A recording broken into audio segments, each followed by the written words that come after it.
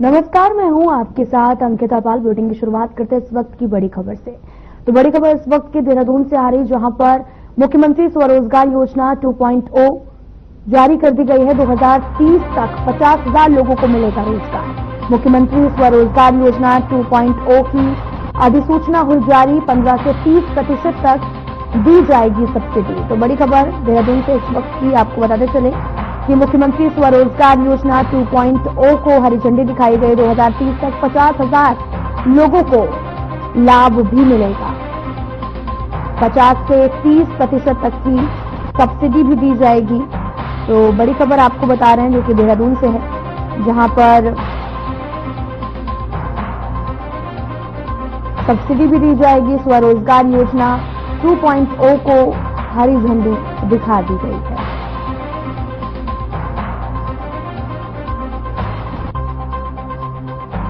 आपको बड़ी खबर बता रहे हैं, जहां पर 2030 तक 50,000 लोगों को इसका लाभ भी मिलेगा। बड़ी खबर देहरादून से, जहां पर आपको बताते चलें कि मुख्यमंत्री स्वरोजगार योजना 2.0 को लॉन्च किया गया है और इस दौरान मुख्यमंत्री स्वरोजगार योजना 2.0 की अधिसूचना अब जारी कर दी गई है, जिससे बड़ा लाभ लोगों को मिलेगा। इस दौरान लोगों को सब्सिडी भी दी जाएगी। देहरादून से इस वक्त की बड़ी खबर है, जहां पर आपको बताते चलें कि स्वरोजगार योजना को की अधिसूचना जो है वो जारी कर दी गई है। मुख्यमंत्री पुष्कर सिंह धामी ने सभी जिलाधिकारियों के साथ में वर्चुअल बैठक की है और इस दौरान सीएम ने अधिकारियों को आवश्यक निर्देश भी दिए हैं। सीएम ने निर्देश देते हुए कहा कि 2047 तक प्रधानमंत्री नरेंद्र मोदी के विकसित भारत के संकल्प को पूरा करने की दिशा में हर क्षेत्र में तेजी से काम किया जा रहा है। विकसित उत्तराखंड के लिए ग्राम स्तर से जिला स्तर तक 2047 तक कैसा स्वरूप होगा, इस दिशा में जिलाधिकारी की तरफ से कार्य किए जा रहे हैं। उन्हें जन कल्याणकारी योजनाओं से जोड़ने के साथ ही उनको मुख्य धारा से जोड़ने की दिशा में कार्य किए जाएं। मुख्यमंत्री ने जिलाधिकारियों को तमाम तरह के निर्देश भी दिए हैं।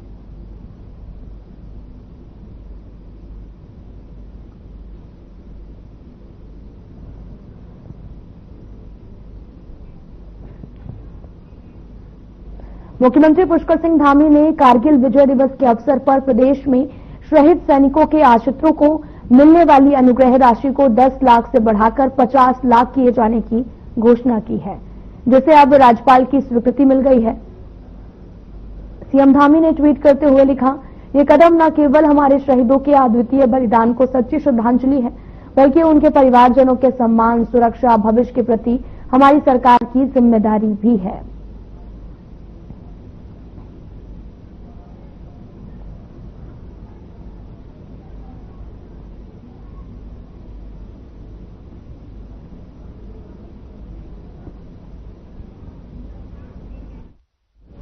प्रधानमंत्री नरेंद्र मोदी के 11 साल पूरे होने पर बीजेपी 5 जून को कार्यक्रम का आयोजन करने जा रही है। बीजेपी प्रदेश प्रवक्ता हनी पाठक का कहना है कि 5 जून को कार्यक्रम का आयोजन किया जाएगा, जो 25 जून तक चलता रहेगा। 11 साल बेमिसाल के तहत में कार्यक्रम आयोजित किए जाएंगे। उनका कहना है कि प्रोग्राम का थीम 11 साल बनाम 60 साल है और उनका यह भी कहना है कि प्रधानमंत्री नरेंद्र मोदी के नेतृत्व में केंद्र सरकार ने जिस तरह की योजनाएं संचालित की हैं, उसको लेकर कार्यकर्ता जन जन तक जाने का काम करेंगे, उनका प्रचार प्रसार भी करेंगे।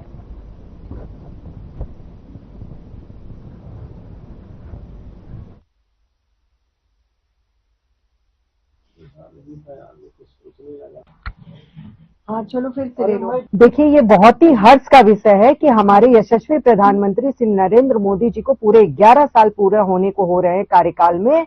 इसको लेकर पूरे भारतीय जनता पार्टी के कार्यकर्ता बहुत उत्साहित है और इसको हम लोग 11 साल बेमिसाल और 11 साल बनाम 60 साल इस रूप में मनाएंगे, क्योंकि इसके जरिए लोगों को पता होना चाहिए कि इस 11 साल में किस तरीके से बेमिसाल कार्य हुए हैं और 60 सालों में जो कार्य नहीं हो पाए थे वो भी कार्य इस 11 साल में हुए। इस भारतीय जनता पार्टी संगठन के दृष्टि से हम लोग इसमें जो प्रतियोगिता का आयोजन करेंगे मंडल स्तर तक सभी प्रतियोगिता की जाएगी। 21 जून को हम लोग योग दिवस के रूप में भी मनाएंगे और लगातार जो 25 जून को हम लोग आपातकाल जो कांग्रेस के कार्यकाल के दौरान हुआ था उसके तहत भी कराया जाएगा। तो ये लगातार जो संगठन का कार्यक्रम है ये चलता है। हाँ चलो फिर से ले लो। मैं क्या कह रहा था सुन तो लो, फिर से ले लो। 11 ऐसी चीजें बताओ थोड़ा सा खबर। 11 साल बेमिसाल जून का वो चलो आप फिर से कराओ यार। 11 साल रामानुज जी बुझे क्यों हो गए थे अचानक आप? सोचने लगा।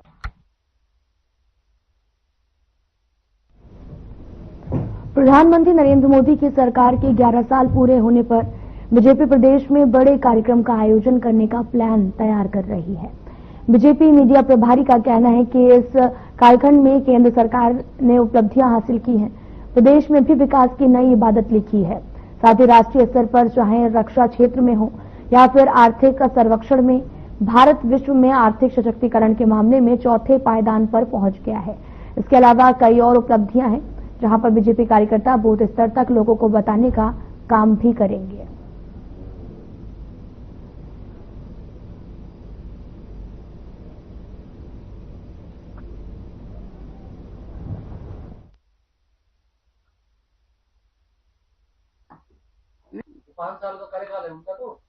हेलो,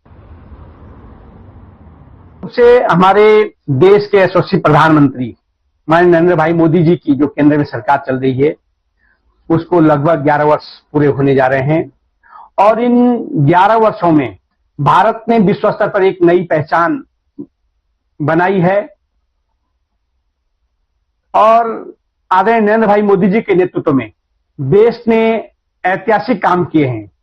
और आज अगर हम आर्थिक रूप से बात करेंगे तो 11वें नंबर से चौथे नंबर की आर्थिक शक्ति के रूप में हमारा देश विश्व स्तर पर चौथे नंबर पर आया है।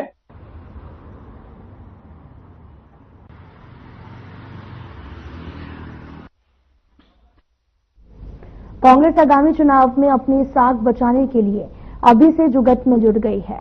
साथ ही शायद कांग्रेस को एहसास होने लगा है कि आगामी चुनाव में अगर बीजेपी से टक्कर लेनी है तो जनहित के मुद्दों को लेकर सड़क पर उतरना ही पड़ेगा। बीते रोज हल्द्वानी में भी आपको बताते चलें कि एक कार्यक्रम का आयोजन किया गया।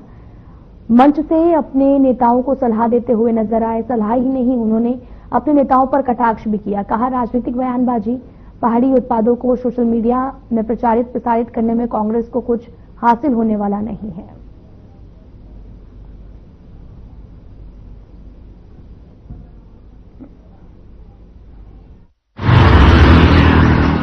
कांग्रेस पार्टी इस समय उस कगार पर है जब पूरी तरीके से कांग्रेस पार्टी खंड खंड हो चुकी है। कभी सेना के नाम पे, कभी काफल और ककड़ी के नाम पे, कभी काफल के नाम पे, इस तरीके से चीजें कर कर कभी पार्टी में एकजुटता नहीं आती है। ये सब ढाक के 3 पाती होते हैं और जिस प्रकार से इन्हीं के कार्यकर्ता इनको ये बोलते जा रहे हैं कि जय हिंद यात्रा तभी सफल होगी जब सब राहुल गांधी जी के नक्शे कदम पर चल के एकजुट होंगे, तो इसका साफ तौर पे कहना है कि इनके अंदर खाने इतनी भयंकर गुटबाजी है, इतनी भयंकर खंडित हो चुकी है कांग्रेस पार्टी कि ये लोग खुद ही एक दूसरे को देखना नहीं चाहते, सिर्फ फूटा फुटावल हो रखा है। तो ये एकजुटता की बात इनके मुंह से बिल्कुल भी शोभा नहीं देती है। तो ये सब चीजों की बातें ये ना ही करे तो ही अच्छा। मुकाबला करने की जरूरत है और वो तभी होगा जब हम सड़क पर निकलेंगे, हम प्रेस कॉन्फ्रेंस कर लें, हम बंद हॉलों में बैठकर पे कुछ डाल दें, मन की बात, तन की बात, काफल की बात या हिसालों की बात, उससे कुछ नहीं होने वाला है। सड़क में निकल करके संघर्ष करना पड़ेगा। मैं कहना चाहता हूं अपने प्रदेश अध्यक्ष करण मेहरा जी से, अपने राष्ट्रीय नेतृत्व से कि आइए आप अगुवाई कीजिए, हम संसाधन जुटाएंगे, हम सड़कों पर निकलेंगे, चाहे आप 1 किलोमीटर से लेके 1000 किलोमीटर, 5000 किलोमीटर, जितना कहे हम चलने को तैयार हैं, दिन रात संघर्ष करने को तैयार हैं। कांग्रेस का एक एक कार्यकर्ता संघर्ष करने को तैयार है।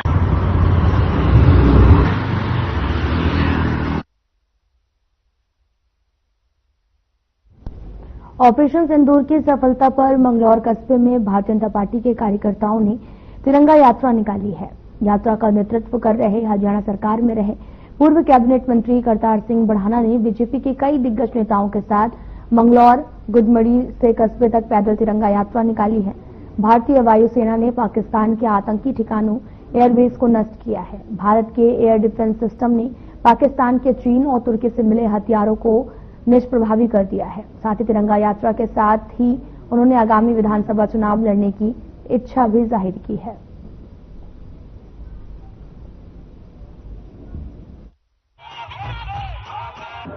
मेरे यही है कि पूरे देश के लिए हमारे जवानों ने अपनी रुतबा दिखाया है और मोदी जी का जो तंदूर ऑपरेशन तंदूर जो रगों में खून बनकर दौड़ रहा है और सारा संसार ये देख रहा है, सारा संसार समझ रहा है कि हिंदुस्तान पहला हिंदुस्तान नहीं है जिसे आंख दिखाई जा सके।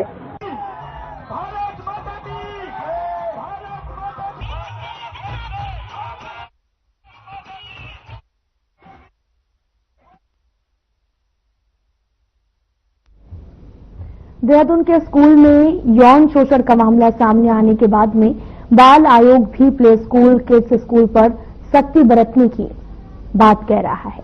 आपको यह भी बताते चले कि स्कूल में यौन शोषण का मामला सामने आने के बाद में बाल आयोग भी प्ले स्कूल किड्स स्कूलों पर सख्ती बरतने की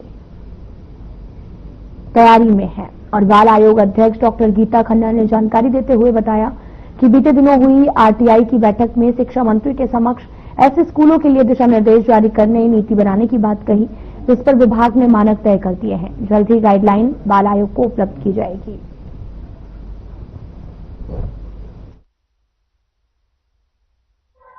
आप देखिए, अगर आप मुझसे पूछेंगे तो there should be no concept of a play school, either it is a creche or it is a school. Play school के कहीं कोई मानक नहीं थे।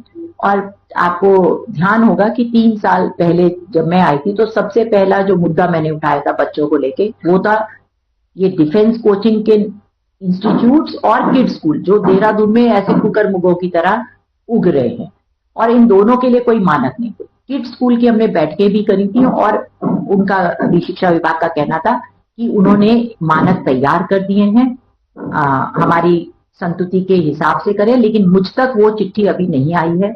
इस आरटीई वर्कशॉप में उन्होंने मंत्री जी के सामने कहा था कि वो जल्दी वो मुझे प्रोवाइड करेंगे फॉर माय स्टडी, लेकिन किड स्कूल के मानक बहुत सख्त होने चाहिए। और 1.5 साल का बच्चा भी किड स्कूल में भर्ती हो रहा है तो वो क्रच के मानकों के भी अनुरूप होना चाहिए वो स्कूल।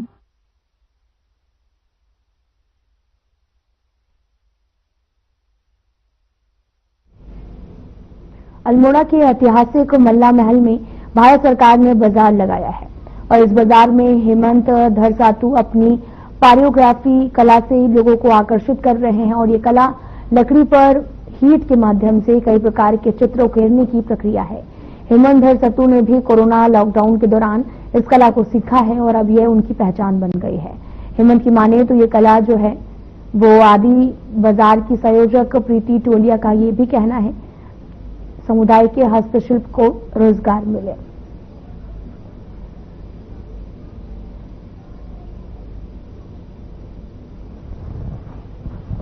और ट्राइफेड जो है जितने भी जनजातीय आर्टिजन्स हैं या वीवर्स हैं तो उनको एक मार्केटिंग का प्लेटफॉर्म प्रदान करता है। तो हमारे आउटलेट्स हैं ऑल ओवर इंडिया और हम ऐसे यूनिक जो आर्टिस्ट हैं उनकी खोज में रहते हैं। तो ये हाल में ही हमें सोशल मीडिया के माध्यम से हमने देखा कि पायरोग्राफी नाम की लैटिन अमेरिकन आर्ट है और हमने इनसे संपर्क किया हेमंत धरसातू जी से जो मुंशियारी में ही रहते हैं मोस्टली। तो इसका काफ़ी फ्यूचर ब्राइट है क्योंकि हम लोग सूवेनियर्स देखते हैं उत्तराखंड में कोई भी टूरिस्ट आते तो वो कोई चीज़ यहाँ की यादगार के तौर पे ले जाना चाहते हैं। तो सूवेनियर्स की हमें लगता है कि काफ़ी डाइवर्सिफाई करने की काफ़ी ज़रूरत है। और ये इसमें जैसे स्टेट बर्ड मोनाल एक बहुत बड़ा हिट है।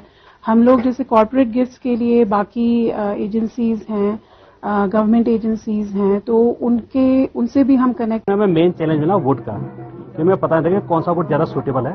तो 2 साल लगे हमें इसको वोट को ढूंढने में कि कौन सा वोट ज़्यादा सूटेबल रहेगा पायरोग्राफी के लिए। इसके बाद हमें पॉलिशिंग पे, वुड के कटिंग पे, अलग अलग साइज पे काम किया हमने। फाइनली हमने इसको मतलब मार्केट रेडी बना लिया है। तो अभी हम चाहते हैं कि और भी लोग सीखें इस चीज़ों को और अपने लाइवलीहुड जनरेट करें, क्योंकि पहाड़ों में शॉर्टेज है काफ़ी लाइवलीहुड की। अभी देखा जाए कैसी मार्केट क्या है? मार्केट इसका अभी हमने अभी गवर्नमेंट के साथ ज़्यादा काम किया और अभी है मतलब मुंसार में तो बहुत अच्छा रिस्पॉन्स है हमारे पास। वही कि हमारे पास इंडिया के Tier 1 सिटीज़ में ज़्यादा ऑर्डर आते हैं। अभी हम कुरियर करते हैं उनको, हमारे पास कस्टमर है अच्छे खासे। ये जरा सा यूनिक है ये, तो लोग बात पसंद करते हैं इसको। अभी थोड़ा कॉस्टली है क्योंकि इजीली अवेलेबल नहीं है मशीन में यहाँ पे।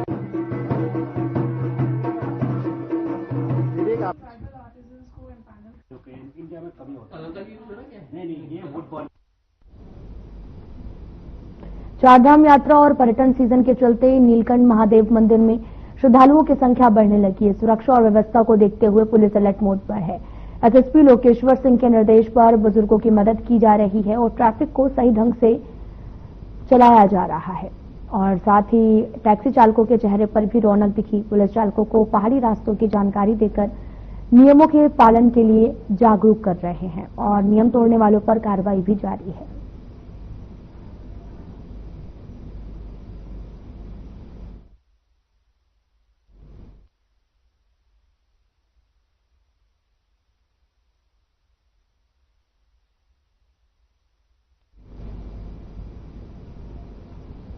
कुमायूं और गढ़वाल मंडल विकास निगम को एक करने की तैयारी सरकार लंबे समय से कर रही है। इस फैसले का कुछ लोगों का पर विरोध भी जो है वो हुआ है, लेकिन अब पर्यटन मंत्री सतपाल महाराज ने कहा कि सरकार इस पर काम कर रही है। सभी से सहयोग की अपील की है। उन्होंने बताया कि दोनों निगमों के एक ही होने के पर्यटन विभाग और मजबूत होगा। साथ ही पर्यटकों की समस्याएं ठीक से नहीं सुलझ पाती हैं, लेकिन एकीकरण से ये दिक्कत भी दूर होगी।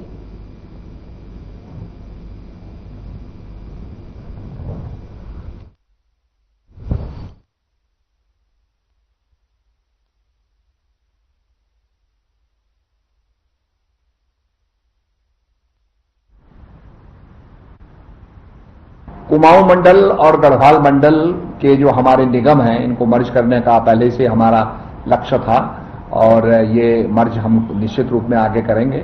हम ये चाहते हैं सभी इसमें अपना सहयोग दें। इसके बाद जो है एक टूरिज्म डिपार्टमेंट जो है सशक्त रूप से उभरेगा, क्योंकि अक्सर लोग ये कहते हैं, बहुत से लोग जो कुमाऊं मंडल के पास आते हैं और वो कहते हैं साहब हमको बद्रीनाथ जाना है, तो वो बताते हैं कि साहब आपकी हम मदद नहीं कर पाएंगे क्योंकि बद्रीनाथ हमारे कुमाऊं मंडल के नीचे नहीं आता है। तो इसलिए मैं समझता हूं कि एक टूरिज्म का एक डिपार्टमेंट हो, मजबूत डिपार्टमेंट हो, तो हम लोगों की सेवा अच्छी तरह से कर पाएंगे।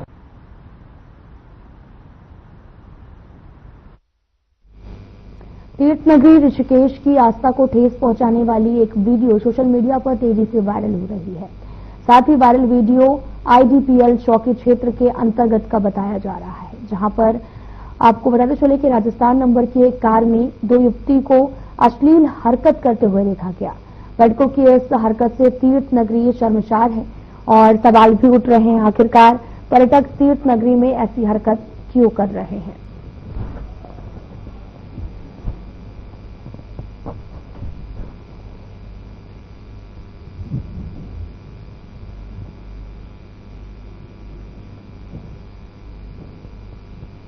कावड़ मेले को लेकर पुलिस ने तैयारियां शुरू कर दी हैं। सोमवार को CCR में SSP प्रमेय डोभाल ने कावड़ मेला शांतिपूर्ण संपन्न कराने को लेकर जिले के सभी कोतवाली और थाना प्रभारियों की बैठक ली है। साथ ही सभी अधिकारियों को आवश्यक दिशा निर्देश दिए हैं।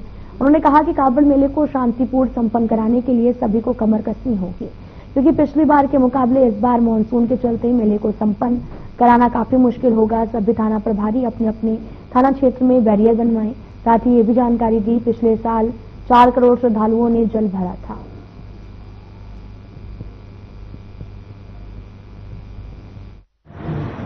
जरूर देख लेना। आगामी कांवड़ मेला के दृष्टिगत एक मीटिंग का आयोजन किया गया था, जिसमें जो आने वाली चुनौतियों के संबंध में, पार्किंग की व्यवस्थाओं के संबंध में और जो लोग यहाँ आ रहे हैं उनको उनकी सुविधाओं को ध्यान में रखते हुए किस तरीके से उत्तराखंड पुलिस अच्छे तरीके से इस कांवड़ को संपन्न कराएगी, उसको लेकर सभी थाना प्रभारियों को सेंसिटाइज किया गया। इसके साथ ही अभी आगामी गंगा दशहरा, निर्जला एकादशी और लॉन्ग वीकेंड पड़ रहा है, उसको भी ध्यान में रखते हुए एक मीटिंग ली गई थी। ट्रैफिक की जो चुनौतियां इस समय सामने दिख रही थी, उसको ध्यान में रखते हुए सभी को सेंसिटाइज किया गया। कोतवाली नगर स्टार्ट करें।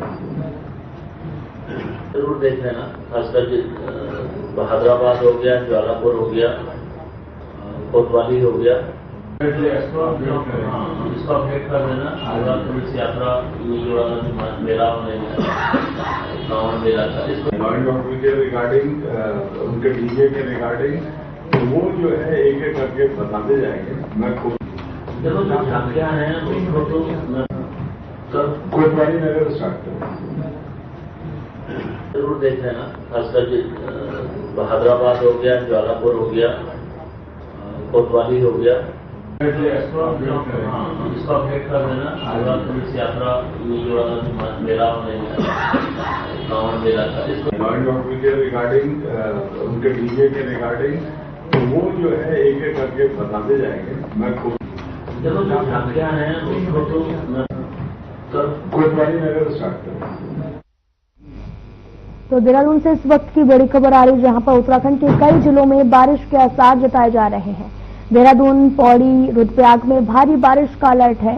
मौसम विभाग ने ऑरेंज अलर्ट जारी किया है। 6 जून के बाद में सामान्य होगा मौसम। तो बड़ी खबर आपको देहरादून से बता रहे हैं, जहां पर पौड़ी, रुद्रप्रयाग में भारी बारिश का अलर्ट जारी किया है।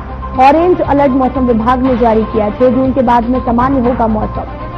देहरादून से इस वक्त की बड़ी खबर, जहां पर आपको बताते चले कि मौसम एक बार फिर से करवट ले रहा और उत्तराखंड के कई जिलों में बारिश के आसार जताए गए हैं। पौड़ी, रुद्रप्रयाग में भारी बारिश का अलर्ट जारी किया गया है और इस दौरान मौसम विभाग ने ऑरेंज अलर्ट जारी किया है और 6 जून तक मौसम ऐसा ही रहेगा और उसके बाद में बदलाव देखने को मिलेगा। उत्तराखंड के कई जिलों में बारिश के आसार जताए गए हैं। मौसम विभाग ने ऑरेंज अलर्ट जारी किया है। 6 जून के बाद में सामान्य होगा मौसम। मौसम केंद्र के निदेशक का बयान सामने आया, जिसमें प्रदेश में तेज हवाओं के साथ बारिश की एडवाइजरी भी जारी की है। मौसम विभाग ने ऑरेंज अलर्ट जारी किया है।